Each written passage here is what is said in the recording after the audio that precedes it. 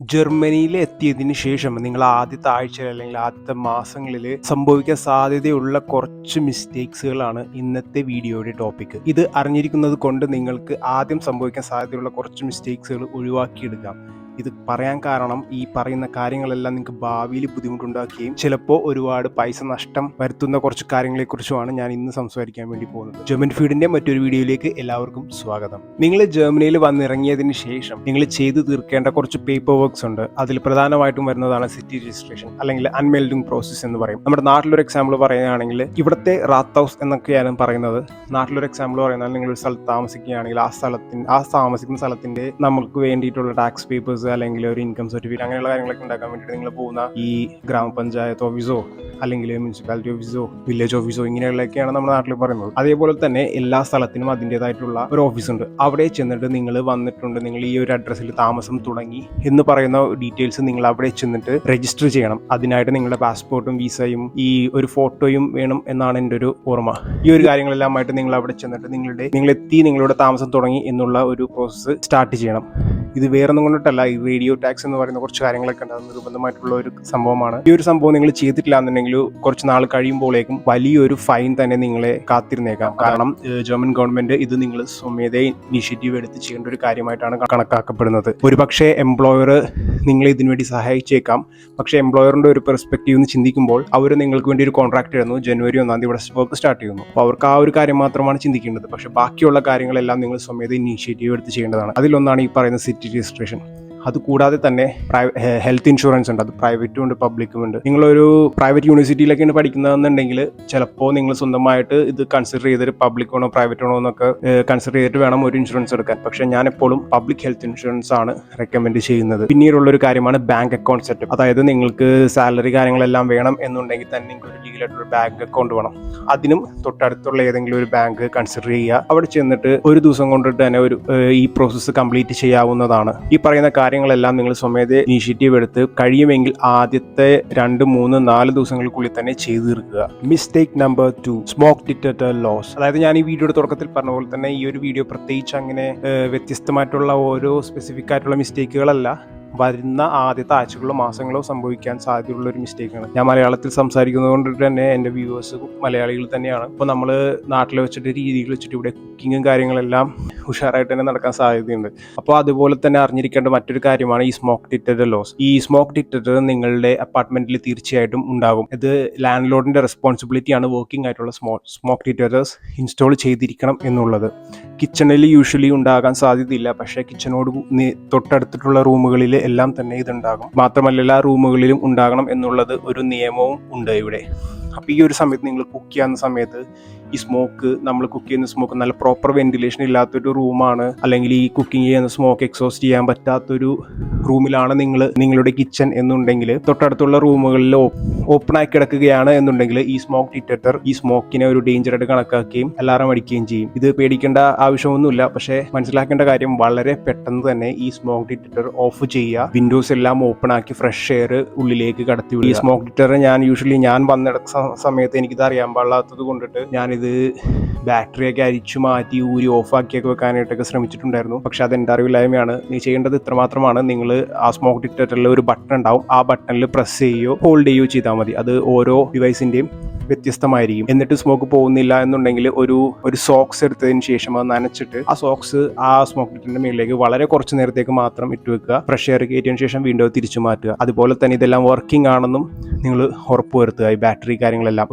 ഒരു ലൈറ്റ് എപ്പോഴും ബ്ലിങ്ക് ചെയ്യുന്നുണ്ടാവും. അതിന്റെ അർത്ഥം ഇത് എല്ലാ 10 സെക്കൻഡിലോ 20 സെക്കൻഡിലോ 1 മിനിറ്റിലോ പല രീതിയും പല അനുസരിച്ചാണ്. ആ ലൈറ്റ് ബ്ലിങ്ക് ചെയ്യുന്നുണ്ടെങ്കിൽ തീർച്ചയായിട്ടും ഇത് വർക്ക് ചെയ്യുന്നുണ്ട് എന്നാണ് ഇതിന്റെ അർത്ഥം. ഇനിയിപ്പോൾ നിങ്ങൾക്ക് ഇത് ഒഴിവാക്കാൻ വേണ്ടിയിട്ട് ഇത് മാറ്റിവെക്കാം എന്നുള്ളൊരു ചിന്തയുണ്ടെങ്കിൽ അത് അത്ര സേഫ് അല്ല. ഇൻ കേസ് എന്തെങ്കിലും ഒരിക്കലും നിങ്ങളുടെ അപ്പാർട്ട്മെന്റിൽ എന്തെങ്കിലും ഒരു തരത്തിൽ തീ പിടിക്കുകയോ അല്ലെങ്കിൽ ഏതെങ്കിലും ഒരു സ്മോക്ക് ഡിറ്റക്ടറിൽ അലാറം അടിച്ച് അവിടെ ആ ഒരു ഫയർഫോഴ്സ് അങ്ങനെ കാര്യങ്ങളൊക്കെ എത്തിയിട്ടുണ്ടെങ്കിൽ അവർ ചെക്ക് ചെയ്യാൻ നേരത്ത് പ്രോപ്പർ ആയിട്ടുള്ള എല്ലാ സ്മോക്ക് ഡിറ്റക്ടേഴ്സും തൊട്ടടുത്തുള്ള റൂമുകളിലും കാര്യങ്ങളെല്ലാം സ്മോക്ക് ഡിറ്റക്ടേഴ്സ് ഇല്ല, നിങ്ങളതെല്ലാം അഴിച്ചു വെച്ചിരിക്കുകയാണ്, അങ്ങനത്തെ രീതിയിലേക്കാണ് പോകുന്നതെന്നുണ്ടെങ്കിൽ അതിനും ഒരു ഫൈൻ നിങ്ങൾക്ക് പ്രതീക്ഷിക്കാം. അതുകൊണ്ടിട്ട് തന്നെ സ്മോക്ക് ഡിറ്റക്ടർ അഴിച്ചു മാറ്റി ഊരി വെക്കുക ഇങ്ങനെയുള്ള കാര്യങ്ങൾ ചിന്തിക്കാതിരിക്കുക. അത് അവിടെ തന്നെ വെക്കുക. കിച്ചണിൽ യൂഷ്വലി ഉണ്ടാകാറില്ല. അപ്പോൾ അത് ഇനിയിപ്പോൾ ഇൻ കേസ് ആ അലാറം അടിച്ചാൽ ഞാൻ നേരത്തെ പറഞ്ഞ പോലെ തന്നെ റൂം മൊത്തം എയർ ചെയ്യുക, പുറത്തിറങ്ങി നിൽക്കുക. ആരെങ്കിലും ഒക്കെ അന്വേഷിച്ച് വരികയാണെന്നുണ്ടെങ്കിൽ അവരോടൊക്കെ പറയുക ഇതെല്ലാം കൺട്രോളിലാണ്, ഞങ്ങൾ കുക്ക് ചെയ്തതാണ്, സോറി എന്നൊക്കെ പറയുക. കാരണം നിങ്ങൾ ഫയർഫോഴ്സിനെ വിളിച്ചില്ലെന്നുണ്ടെങ്കിൽ പോലും ഈ ശബ്ദം കേട്ട് നിങ്ങളെ നെയ്ബേഴ്സും വിളിച്ചു വരുത്താൻ സാധ്യതയുണ്ട്. പക്ഷേ ഇങ്ങനെ ഒരു ഫോൾസ് അലാറമാണ് അങ്ങനെയൊക്കെയാണ് ഫയർഫോഴ്സിൽ വരുന്നതെന്നുണ്ടെങ്കിൽ നിങ്ങൾക്കായിരിക്കും ആ ഒരു ഹെഫ്റ്റി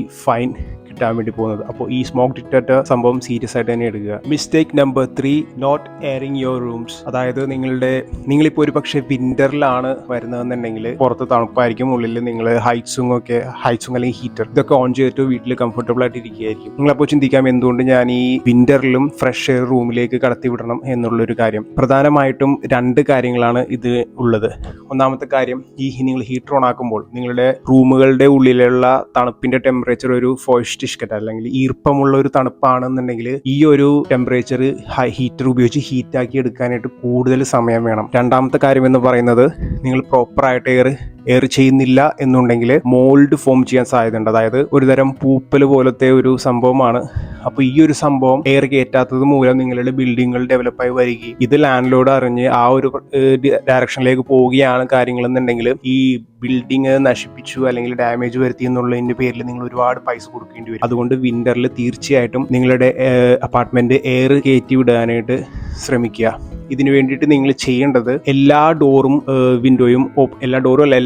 വിൻഡോയും ഓപ്പൺ ആക്കി വെച്ചതിന് ശേഷം, അതായത് from point A to B ഇങ്ങനെ ഒരു വഴിയിലൂടെ കടന്നു വന്ന് മറ്റൊരു വഴിയിലൂടെ കടന്നു പോകാനായിട്ടുള്ള രീതിയിൽ എല്ലാ വിൻഡോസും ഓപ്പൺ ചെയ്ത് വെച്ചതിന് ശേഷം ഒരു 5 മിനിറ്റ് ഒരു ദിവസം വീട്ടിലുണ്ടെന്നുണ്ടെങ്കിൽ ഒരു 3 നേരം വെച്ചിട്ട് ചെയ്യുക. അല്ലെങ്കിൽ നിങ്ങൾ പഠിച്ചൊക്കെ പോയിട്ട് വരുന്ന ഒരാളാണെന്നുണ്ടെങ്കിൽ ഒറ്റൊരു പ്രാവശ്യം ഒരു 10 മിനിറ്റ് ഇതേപോലെ എല്ലാ ദിവസവും ഫ്രഷ് എയർ കടത്തി വിടുക. Mistake number 4, falling into the credit card trap. ഇത് വേറൊന്നുമല്ല, നിങ്ങൾ വന്നിറങ്ങിയതിന് ശേഷം നിങ്ങൾക്ക് ഈസി ആയിട്ട് ഒരു പൈസ പോലും ചെലവില്ലാതെ ക്രെഡിറ്റ് കാർഡുകൾ ജർമ്മനിയിൽ അവൈലബിൾ ആണ്. അതായത് ഒരു മാസം നിങ്ങൾക്ക് ഇഷ്ടമുള്ള പോലെ സ്പെൻഡ് ചെയ്യാം. അടുത്ത മാസത്തിന്റെ ഈ ഒരു കാലയളവിൽ അല്ലെങ്കിൽ തുടർന്നുള്ള ഇത്രയും മാസത്തിനുള്ളിൽ ഈ ഒരു ഇൻട്രസ്റ്റോട് കൂടി ആ പേയ്മെന്റ് അടച്ചു തീർക്കാം.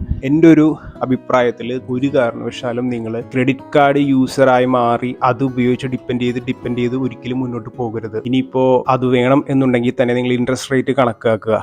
എല്ലാ ക്രെഡിറ്റ് കാർഡും മിനിമം 19% നമ്മൾ എടുക്കുന്ന പൈസയുടെ പലിശ ഈടാക്കുന്നത്. നിങ്ങൾക്ക് കറക്റ്റായിട്ട് അടച്ചു പോകാൻ സാധിക്കും എന്നുണ്ടെങ്കിൽ നല്ല കാര്യമാണ്. കാരണം നിങ്ങളുടെ ക്രെഡിറ്റ് സ്കോർ കൂടി വരികയും ഭാവിയിൽ നിങ്ങൾക്ക് വലിയൊരു തുക തന്നെ ഈ ക്രെഡിറ്റ് കാർഡ് വഴി വിഡ്രോ ചെയ്യാവുന്നതാണ്. പക്ഷേ അതേപോലെ തന്നെ 19% ഞാൻ റിസർച്ച് ചെയ്തപ്പോൾ കണ്ടതിൽ വെച്ചിട്ട് ഏറ്റവും കുറഞ്ഞ പലിശയുള്ള ഒരു ക്രെഡിറ്റ് കാർഡ് വരുന്നത്. നിങ്ങളിവിടെ ജർമ്മനിയിൽ നിങ്ങൾക്ക് ഫ്രണ്ട്സ് ഉണ്ടെന്നുണ്ടെങ്കിൽ എല്ലാവരോടും നിങ്ങൾക്ക് ചോദിക്കാം എന്താണ് ക്രെഡിറ്റ് കാർഡ് എടുക്കുന്നത് കൊണ്ടിട്ടുള്ള നിങ്ങളുടെ അഭിപ്രായം. ഞാൻ ചോദിച്ചപ്പോൾ എൻ്റെ അടുത്ത് എല്ലാവരും പറഞ്ഞത് എടുത്തിട്ടുണ്ടെങ്കിൽ എവിടെയെങ്കിലും എടുത്ത് വെച്ച് പൂട്ടി വെക്കുക, അല്ലാന്നുണ്ടെങ്കിൽ നമ്മൾ പതുക്കെ ഇത് യൂസ് ചെയ്ത് വലിയൊരു കടത്തിലേക്ക് പോകാൻ സാധ്യതയുണ്ട്. ക്രെഡിറ്റ് കാർഡ് എപ്പോഴും സേഫ് ആണ്. ഞാനും ഒരെണ്ണം എടുത്തിട്ടുണ്ട്. ഞാനത് വെച്ചിരിക്കുന്നത് എമർജൻസി കേസസിലാണ്. അതായത് എന്തെങ്കിലും വളരെ പെട്ടെന്ന് വലിയൊരു തുക ആവശ്യം വന്നിട്ടുണ്ടെങ്കിൽ, അല്ലെങ്കിൽ നാട്ടിലേക്ക് അയക്കാനായിട്ടോ എന്തെങ്കിലും ഒരു മെഡിക്കൽ എമർജൻസി നാട്ടിൽ വന്നിട്ടുണ്ടെങ്കിലോ അങ്ങനെ എന്തെങ്കിലുമൊക്കെ, അല്ലെങ്കിൽ എമർജൻസി ആയിട്ട് പെട്ടെന്ന് നാട്ടിൽ പോയി വരാനായിട്ടോ ഇങ്ങനെയുള്ള കാര്യത്തിന് വേണ്ടിയിട്ടാണ് ഞാൻ ക്രെഡിറ്റ് കാർഡ് ഇതുവരെ എനിക്ക് യൂസ് വന്നിട്ടില്ല. അതുകൊണ്ടിട്ട് തന്നെ ഞാൻ പറയുകയാണ്, ഈ ക്രെഡിറ്റ് കാർഡ് ട്രാപ്പിലേക്ക് നിങ്ങൾ വീണ് പോകരുത്. നിങ്ങൾക്ക് ബാങ്കിൽ അന്വേഷിച്ച് നിങ്ങളുടെ സ്വന്തം ബാങ്ക് അക്കൗണ്ടിൽ അവിടെ ചെന്നിട്ട് നിങ്ങൾക്ക് ക്രെഡിറ്റ് എടുക്കാം. അവിടുത്തെ ഇൻട്രസ്റ്റ് റേറ്റ് എന്ന് പറയുന്നത് 8%. അതുകൊണ്ടിട്ട് തന്നെ ഈ ക്രെഡിറ്റ് കാർഡ് വെച്ച് കമ്പയർ ചെയ്ത് നോക്കാൻ നേരത്ത് വളരെ കുറഞ്ഞ ചെലവിൽ നിങ്ങൾക്ക് നിങ്ങളുടെ ബാങ്കിൽ നിന്ന് തന്നെ ഈ ഒരു പൈസ ഈടാക്കാനായിട്ട് സാധിക്കും. 5ാമത്തെ മിസ്റ്റേക്ക് എന്ന് പറയുന്നത്, നമ്മളിവിടെ വന്നിറങ്ങിയതിന് ശേഷം സിം കാർഡ് എന്തായാലും നിർബന്ധമായിട്ടുള്ളൊരു കാര്യമാണ്, ഒഴിവാക്കാനായിട്ട് സാധിക്കില്ല. ഇതിനുവേണ്ടി നിങ്ങൾ ഓരോ ഷോപ്പിൽ പോകാൻ നേരത്ത് അവർക്ക് ഈ ലേറ്റസ്റ്റ് മോഡൽ ഐഫോൺ അല്ലെങ്കിൽ ലേറ്റസ്റ്റ് മോഡൽ ഒരു ആൻഡ്രോയിഡ് ഫോൺ, ഏറ്റവും ടോപ്പ് ടെക് ഉള്ള എല്ലാ ടൈപ്പ് ഫോണുകളും നിങ്ങൾക്ക് സിമ്മിന്റെ പോസ്റ്റ് പെയ്ഡ് പ്ലാനിലൂടെ നിങ്ങൾക്ക് അത് എടുക്കാനായിട്ട് സാധിക്കും. അതായത് മാസം ഒരു 50 തൊട്ടിട്ട് 60 യൂറോ 70 യൂറോ ഈ ഒരു പ്രൈസ് റേഞ്ചിൽ നിങ്ങൾക്ക് ഏറ്റവും ലേറ്റസ്റ്റ് ആയിട്ടുള്ള ഐഫോൺ നിങ്ങൾക്ക് കിട്ടുകയും ചെയ്യും. 3 വർഷത്തെ കോൺട്രാക്ട് 4 വർഷത്തെ കോൺട്രാക്ട് എന്നുള്ള രീതിയിലൊക്കെ പറഞ്ഞുകൊണ്ട് ദയവ് ചെയ്ത് ഇങ്ങനെയുള്ള കാര്യങ്ങളിൽ ചെന്ന് ചാടാതിരിക്കുക. കാരണം ഈ ഒരു ഫോൺ എടുത്തതിന് ശേഷം 3-4 വർഷം കഴിയുമ്പോഴേക്കും ഏകദേശം ഒരു 2 ജനറേഷൻ അല്ലെങ്കിൽ ഒരു ജനറേഷൻ മുന്നിൽ നിൽക്കുന്ന ഒരു ഐഫോണോ അല്ലെങ്കിൽ ഒരു ആൻഡ്രോയിഡ് ഫോണോ പുതിയ ടെക്നോളജി ഉള്ള ഫോണോ തീർച്ചയായിട്ടും ഇറങ്ങിയിട്ടുണ്ടാവും. നിങ്ങൾ ഈ പേയ്മെന്റ് അടച്ച് കഴിഞ്ഞതിന് ശേഷം നിങ്ങൾ ആ ഫോൺ സ്വന്തമായി എന്ന് വിചാരിക്കുന്ന സമയത്ത് ഈ ഒരു ഫോൺ ആക്ച്വലി ഔട്ട്ഡേറ്റഡ് ആയിരിക്കും. അതുകൊണ്ടിട്ട് തന്നെ ഉടനെ ഇറങ്ങിയിട്ടുണ്ടെങ്കിൽ സിം കാർഡ് എടുക്കുമ്പോൾ ഈ പോസ്റ്റ് പെയ്ഡ് പ്ലാൻ ആയിട്ടുള്ള പുതിയ ടൈപ്പ് മോഡലുകൾ ഫോണുകൾ വരുന്നത് കാര്യങ്ങൾ എടുക്കാതിരിക്കുക. ഇതെല്ലാം പേഴ്സണൽ കാര്യങ്ങളാണ്.